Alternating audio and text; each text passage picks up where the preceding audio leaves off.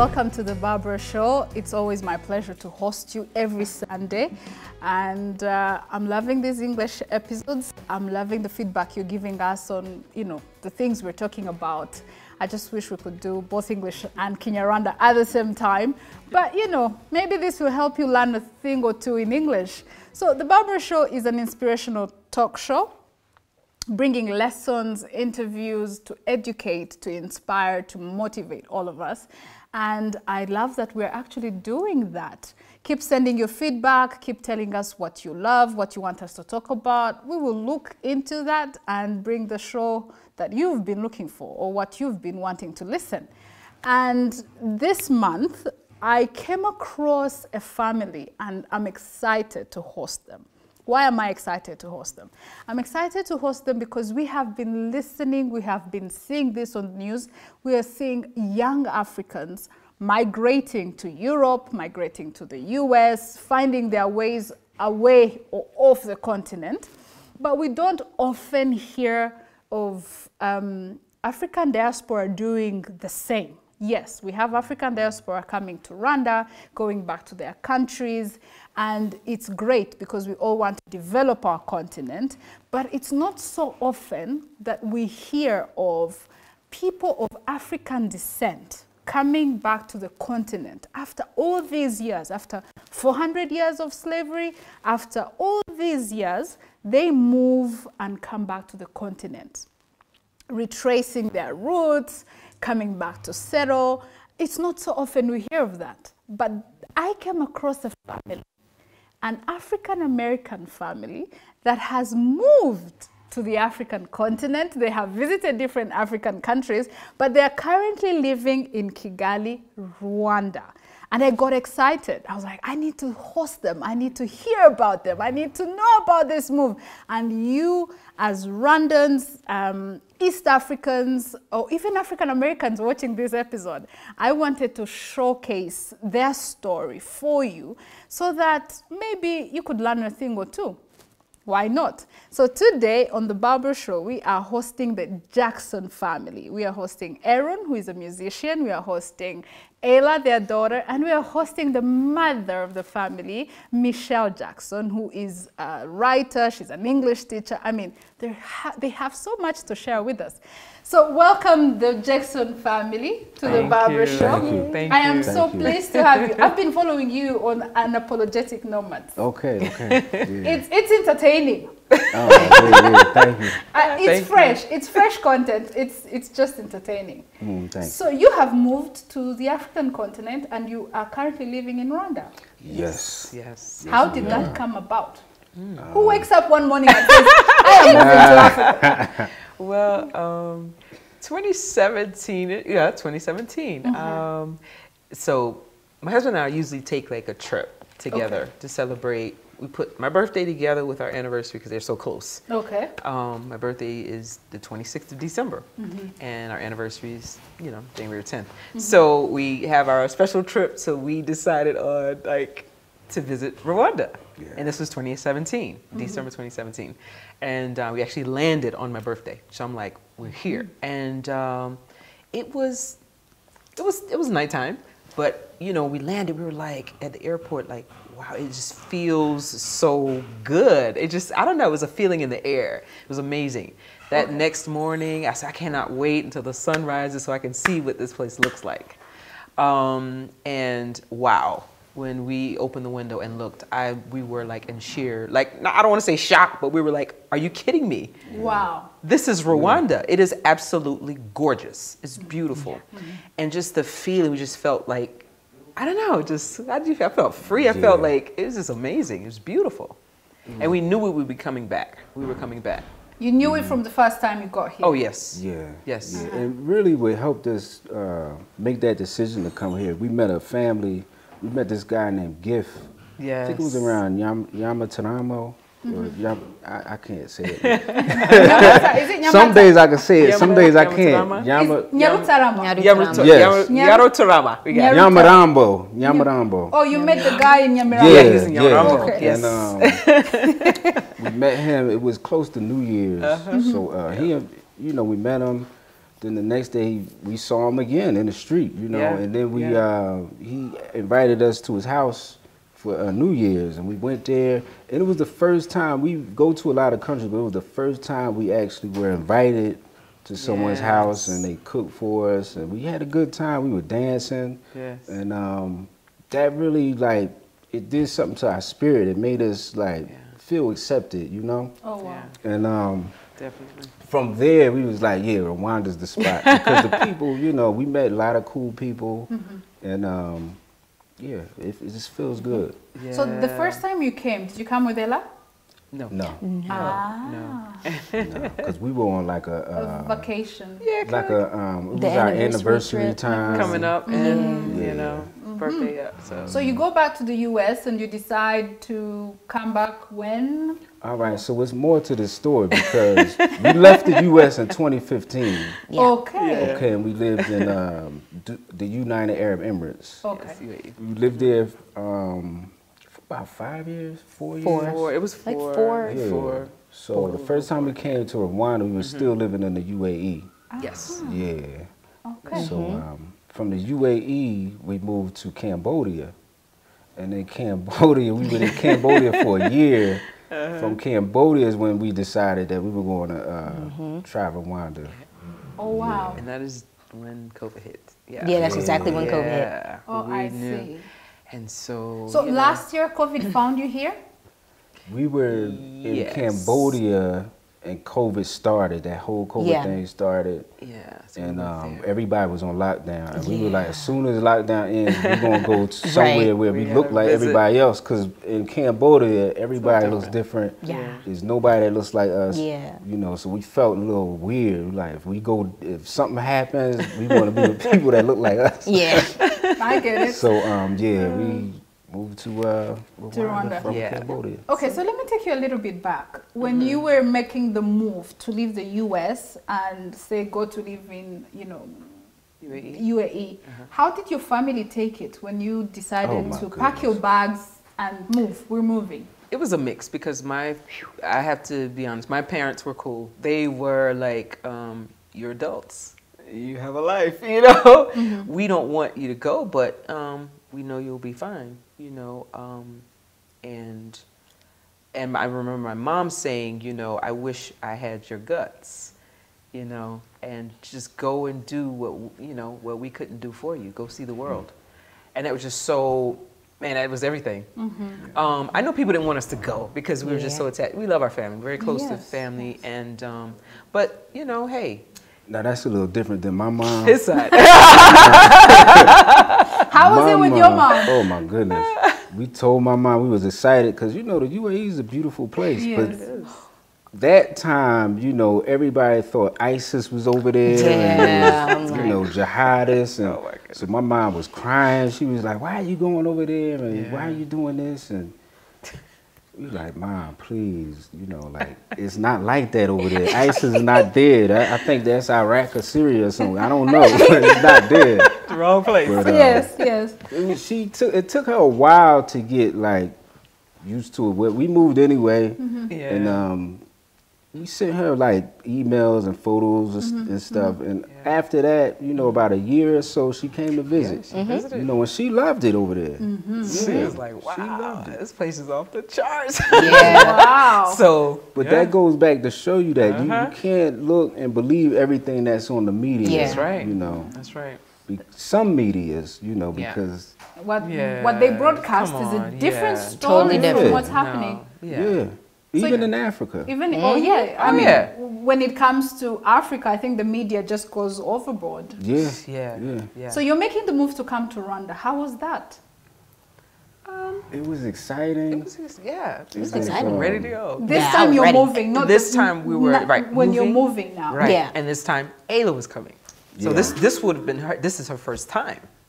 So she was. How did you feel? I was excited You were because, excited? like he said, when you're in Cambodia, it was a beautiful place. It's calm, peaceful, but no one looks like you, so you kind of stand out a lot. So I was ready to go there. I heard them talking about it so much. They'd be like, "Oh my gosh, this place is awesome! It's beautiful." I was like, "Oh, I want to go."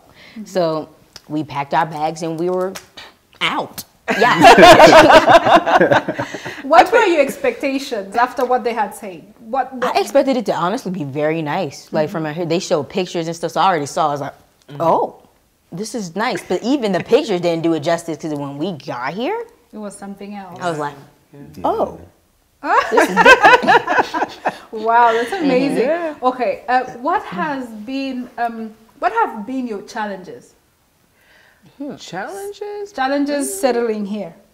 I think it's a challenge because, like coming here, you have like an idea of some businesses you want to do or things you want to start, or how you can help, and it's been a challenge to like find out which business or what endeavor you want to do to like contribute to society. So it's a challenge to figure out what you want to do. Yeah, because there's so much. Yeah, There's so many 'cause there's opportunities. So many opportunities. It's like, it's overwhelming. It's like, whoa, Yeah. okay, you could do this or this Yeah. or this. Oh my goodness, you have to figure out, okay, let me narrow it down to Yeah. what, What I want to do. Yeah. So it's actually a good challenge. Yeah, it's a good challenge, but Yeah. as far as something negative, I can't really. I guess in the U.S. and in the UAE, it's easy to get things shipped and it's easy to ship things out. Like if you order stuff from Amazon, it's like this real fast, it's fast. and that's probably a challenge. Like at Getting first, things. getting things real fast, but. We got used to it now. Yeah. It's a challenge at first. You guys are Figured it celebrating out. 1 year. Yes. Yes. So I think by now you kind of know your way around the place. Yes, pretty a little much. bit. Yeah. A little bit.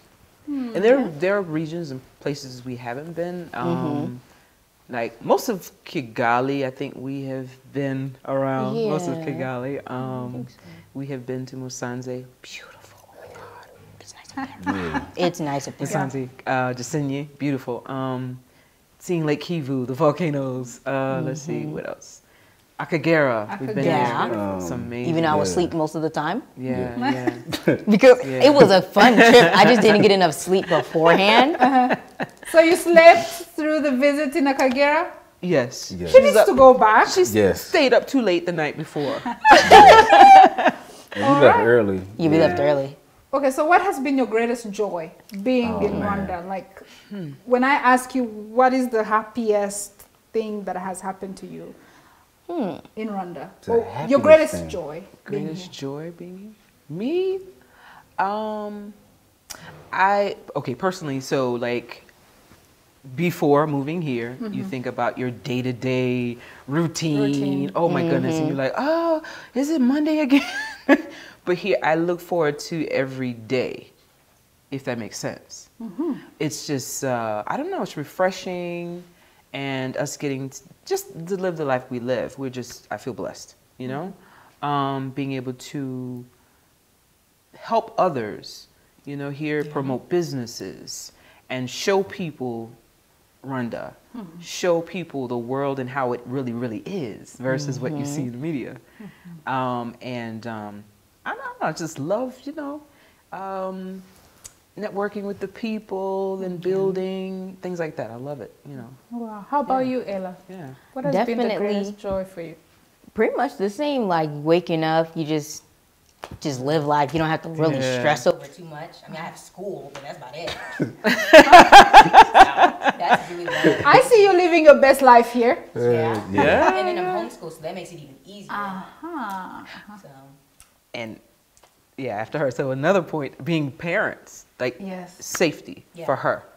Just it is being a safe place. It's a Because safe we lived place. in the UAE, it was super safe. And I feel the same transitioning here. Super safe. Very safe. Yeah, very safe. What does safety mean for you, Aaron? Safety is everything because when you're not safe, it's stressful.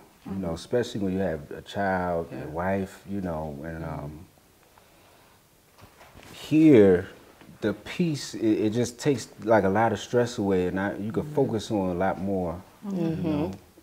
My greatest joy is doing things like this, meeting other brothers and sisters in the country, and you know, telling them our stories because we really don't know each other. Yeah. You know, all we know from each other is what we see on TV, and a lot of that is false. You know. Yeah. So just getting to tell our stories, getting to meet new people, that's the greatest joy. Yes. When I think of safety, especially in the case of African Americans, what we see on the media, the police shootings, and the insecurity that African American men feel in the U.S.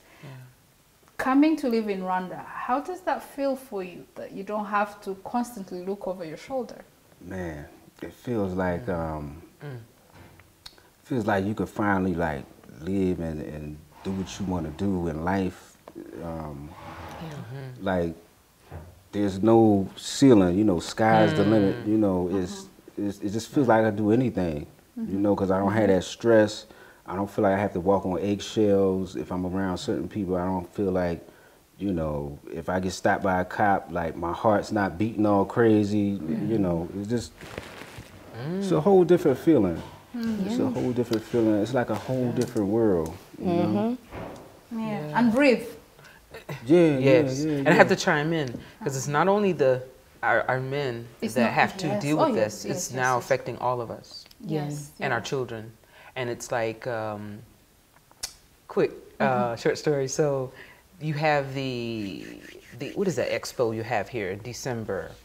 International Trade, the Trade Expo. So Ayla and I were there with a friend of ours who lives here, and going to different booths and whatnot, and we did a live there, right, for the channel.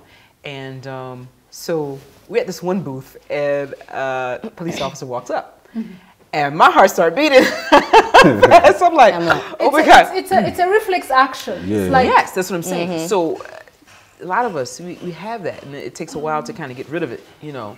So I'm thinking, okay, what did we do wrong? Oh my goodness, he's coming. Like, what did we do? Are we supposed to be filming here? And he walked up and I said, hi. He's like, you know, pretty much, how are you doing? I said, hi, how are you doing? I said, I'm fine. He's like, where are you from? And I told him where I'm from. He said, how are you enjoying the expo? And I'm like, oh, it's great.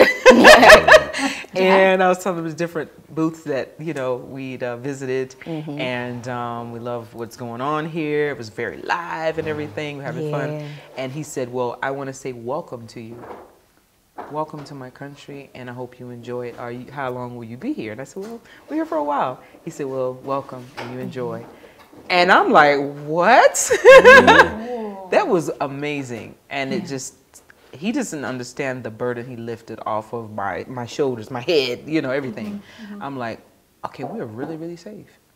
This is amazing. I didn't expect that. I thought we did something wrong, because when a police officer approaches you in the U.S., you automatically think, okay, you did something wrong. Whether it was a wrong turn or you, I don't know, jaywalk, it's just random thing, anything. And a lot of times it's just being you. A lot of times just being you, to be honest. So that was amazing. And I thought I was like, wow, he just wanted to greet us and say hello and welcome. Wow. Well, on that note, let's just take a few minutes break, and we'll come back with the unapologetic nomads. All right. That's their YouTube channel. Please go there and follow them. They have amazing content. They talk to us about their daily experiences living here in Rwanda, and they're here on the Barbara Show, and we'll come back to talk about their whole move here, what they're doing, what we can learn from them, and you know, what they will learn from us. Stay tuned.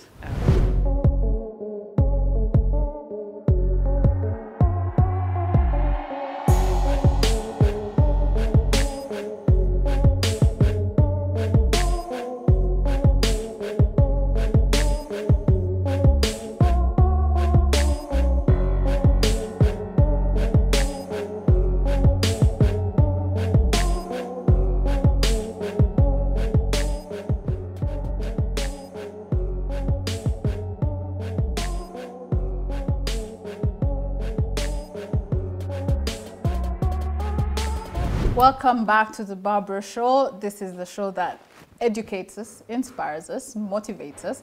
And today we are with Aaron, Michelle and Ella, the Jackson family, and on YouTube they call themselves the Unapologetic Nomads. And hearing their story, they are actually nomads. They've been to the UAE, they've been to Cambodia, they have now settled in Rwanda and they're loving it. And we are talking about their whole move, what they have found here, what they love about this place, what they are learning. And I hope this will inspire you, especially for those who are following us in the diaspora and you're thinking of moving back. Stay tuned, and you need to watch this last part because we get personal. Now, I follow your content on YouTube. Thank you. How did you come up with the idea of creating that YouTube channel? And since you've moved to Rwanda, has it reached out to other African Americans in the US? Are they reacting? What do they think about this place? That's such a good question. It's his brother, when we was living in the United Arab Emirates, I think it was about 2015, it's his brother by the name of Passport Heavy. He was actually here doing the basketball. He was here, Passport Heavy. Yeah. And I saw some of his videos. I'm like, yo, this guy is traveling to all these different countries, and you know, I've never seen nobody that looks like me doing that. You know, so I'm like, you know, we could do that. We're here in the United Arab Emirates. We travel a lot. You know, why don't we do that? So the first trip we took was to Tanzania, Zanzibar, and we put the video up, and it was, you know, we got pretty good views, and it was fun. You know, and that's what made us, you know, do the YouTube channel. That was our inspiration. What was your second question? My second question is, other African Americans in the US watching your channel, what has been their reaction, or has this created awareness for Africa for them? I would say yes. Definitely our families are very, very supportive. You know, they're like, oh, I got to get caught up. Did you put up something new? I need to catch up. And a lot of people binge watch. And it's like, it's funny, but it's like, it's heartwarming because it's like, wow, you really, really enjoy what we do. And that's everything, you know. So we definitely get a lot of good feedback. And brothers and sisters in the U.S., in the UK, Canada, everywhere. Some random places. There's a lot of people who are like, man, I never even knew Rwanda was like this. You know, Rwanda wasn't on my radar, but now it is. I want to visit. And then there's a lot of Rwandans who's in the diaspora that's like, yeah, thank you for showing our country, because you know, we tell people about our country, all they know is the genocide. Exactly. You know? And it's like we're exposing a lot of people, you know, and we didn't do it. We didn't know we was going to have that much of an impact, you know. But it's just a blessing. We're grateful for what we do. Ever since you've been here, any family members come to visit? Any friends come to visit here yet? Friends, yes. Family, not yet. They want to visit, but Oh, that's awesome. We had some friends to come, a lot of friends, and a lot of like members and subscribers that are from the channel have come. Quite a few, and they reach out to us. Or some even moved here. Yes. Wow. They reach out when they come. Oh, that's amazing. It's beautiful.